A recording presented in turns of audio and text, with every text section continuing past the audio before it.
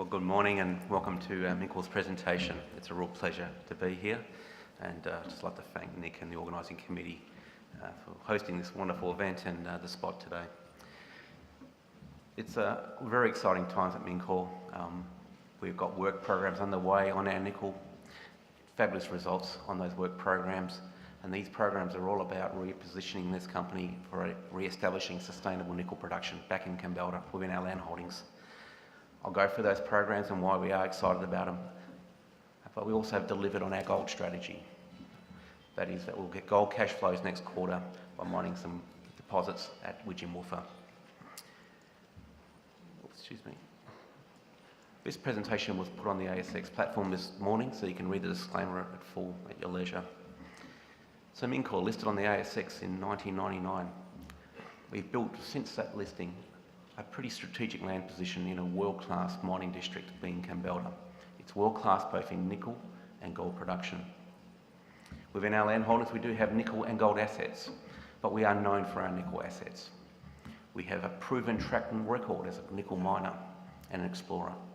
Prior to February 16, the company had close to 16 years of continuous underground mining operations in Kambalda, mining high-grade nickel sulfides. Those sulfides were sent under an off-take arrangement with BHP Nickel West, where they would treat it for us under a contract and purchase the concentrates. We mined a lot of nickel up to February 16. 180,000 tonnes of nickel was mined on our ground. But at February 16, the nickel markets were seeing a 14-year low in Australian nickel price. And at those levels, our mines were not profitable, and we decided to preserve those, put the mines in care and maintenance and preserve those reserves for a future date. To have such a long mine life up to February 16, we were proven explorers, finding new prospects, establishing resources, and importantly, with our mining engineers, better turn those resources into reserves and cash flows. In days gone by, in better nickel price environments, the company has paid back $133 million of dividends back to its shareholders. We're certainly not paying dividends at the moment. But as I was touched on earlier, when you have nickel and gold assets within your ground holding, your strategy is very much dictated by the prevailing price of those commodities. In the last year, we've seen a big appreciation, as you saw from a graph earlier, of the nickel price. And that's led us to restart our nickel exploration programs and programs to re-establish nickel production in the district. And we have mining underway of gold. We're in a whole gold price environment. The gold price is still over $1,700 per ounce in Australian dollar terms. It's a fantastic time to be mining gold. There's our board of directors, Brett Lambert, Mike Bohm, and Liza Capini. Shares on issue 220 million.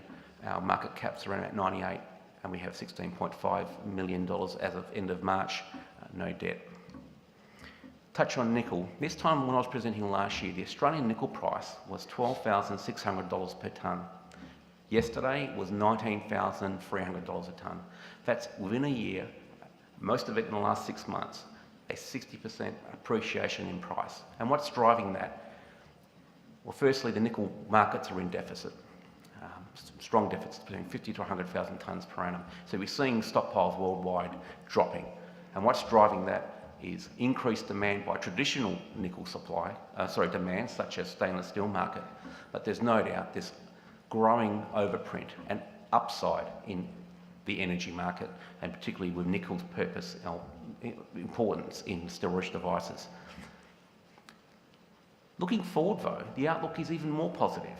Even though we've taken the appreciation, and even in the last week, some of the top fund managers, informed by a lot of research out there, can clearly see that the nickel markets, particularly with the expected sort of rise in demand in the EV space, it could be a big kicker to the nickel price in the coming years, and we're primed to be ready for that with the work we're doing right now.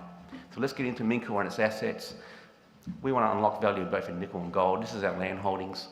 That's 100 kilometres by 50 kilometres. It's centred around Kambalda.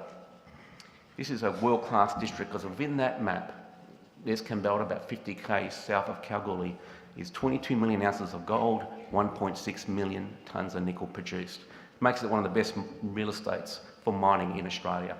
They're not in the same geological position, they're in different areas, but it just That endowment is why it's such a prime bit of real estate, held by multinationals like BHP and Goldfields and major mid-caps like Northern Star to the north of us and Westgold. We have ground around North Kambalda, Widgeon Morford Dome, the Blue Bush line.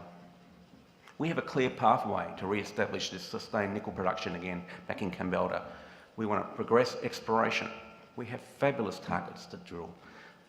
We have very advanced targets which we can see, we can bring onto line, into resource and do studies on very quickly at Cassini, which I'll go into my talk coming up in the next slides. We already have 2 develop-ready projects at Durkin North and Mytel. We believe now the timing is right when we sort of move forward with Cassini and start mining studies there. We believe very soon we should introduce the studies back at those 2 deposits to improve the quality of the economics around those 2 feasibilities, which cement the restart of those 2 projects. And all this activity we're doing now, because the timing is right, we're seeing that the nickel market's turn. We do believe the sustained upturn's in front of us, and we want to take advantage of that price cycle looking ahead. Yet we're in a high gold price environment and we have fabulous little gold production coming out of Widgie to keep funding our activities. There's our nickel portfolio. We've got more than just mag targets on a map. We have big mines, long legacy in a world-class district.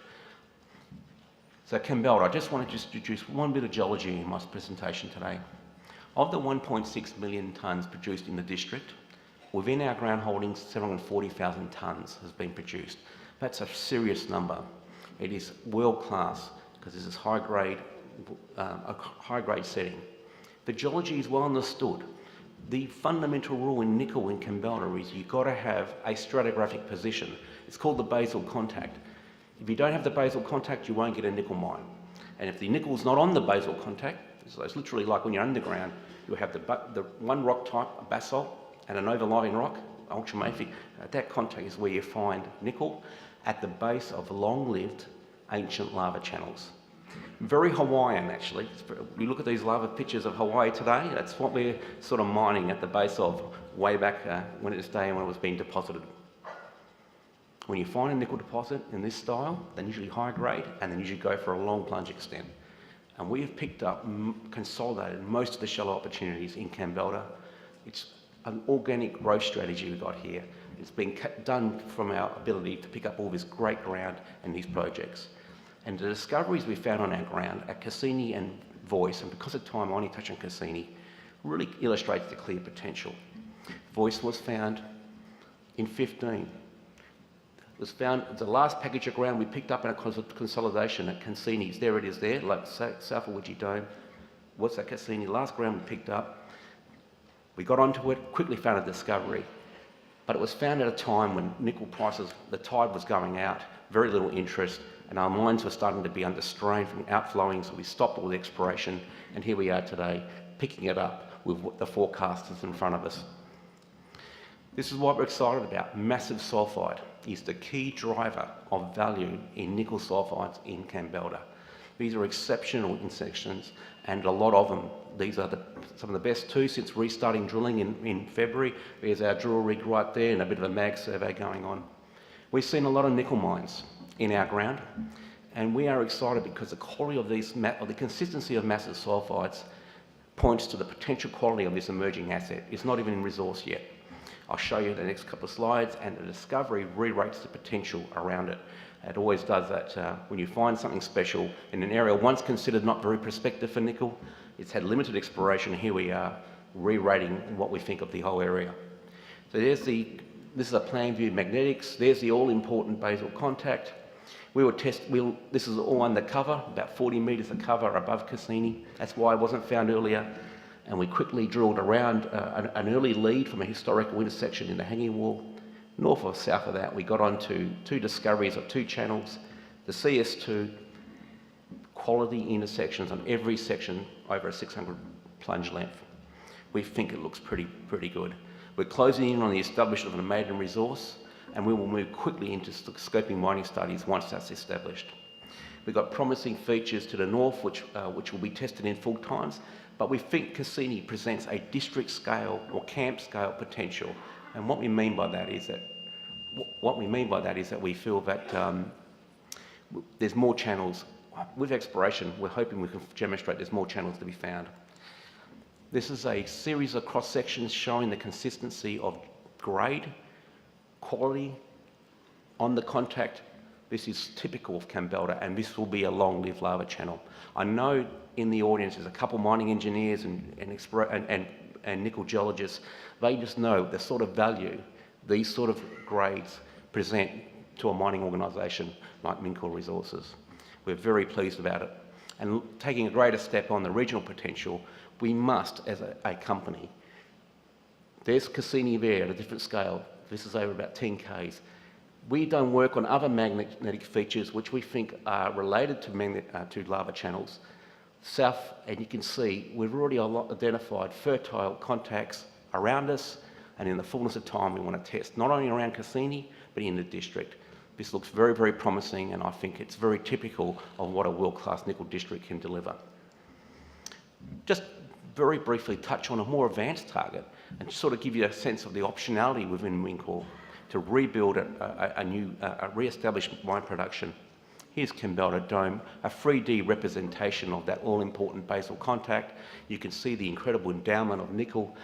Just to give you an example, the biggest mine mined out in the area is on our ground called Ottawa 1, 317,000. There it is there in a different view. Long-lived lava channels, there's Durkin running around to the Independence's mines, Victor and Long.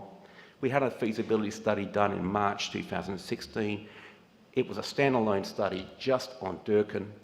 The number one recommendation was open up the study to include resources a lot closer to existing capital and some other mining activities to increase the grade.